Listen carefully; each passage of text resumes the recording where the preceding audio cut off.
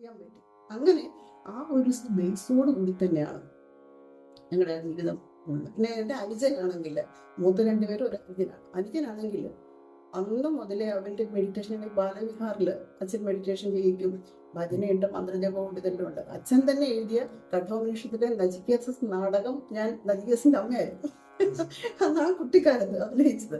അപ്പൊ അങ്ങനെ അച്ഛൻ തന്നെ എഴുതി രചിച്ചതാണ്. അപ്പൊ അച്ഛൻ ഈ മെഡിറ്റേഷൻ ചെയ്യുമ്പോൾ ഇവന്റെ മെഡിറ്റേഷൻ, അഞ്ചന്റെ മെഡിറ്റേഷൻ ഒരു വ്യത്യസ്ത രീതിയിലായി. അദ്ദേഹത്തിന്റെ എക്സ്പീരിയൻസ് ഒക്കെ എന്നോട് പറയും, ചേച്ചി എനിക്ക് അമ്മയെ പോലെയാണ്, അതുകൊണ്ട് ചേച്ചിയോട് ഇതൊക്കെ പറയാമല്ലോ. ഞങ്ങൾ തമ്മിലൊരു നല്ലൊരു ബോണ്ട് ഉണ്ടായിരുന്നു ആ സമയത്ത്. ഒരു 2 വയസ്സ് വ്യത്യാസമേ. അനുജൻ 33 വർഷമായി ഇപ്പൊ ഹിമാലയത്തിൽ സന്യാസിയാണ്. എവിടെയാണെന്ന് പോലും അറിയത്തില്ല. പോയി 1 വർഷമൊക്കെ എനിക്ക് ഗംഗയുടെ മടിത്തട്ടിലാണ്, അങ്ങനെയാണ് കാര്യങ്ങളൊക്കെ പറയായിരുന്നു.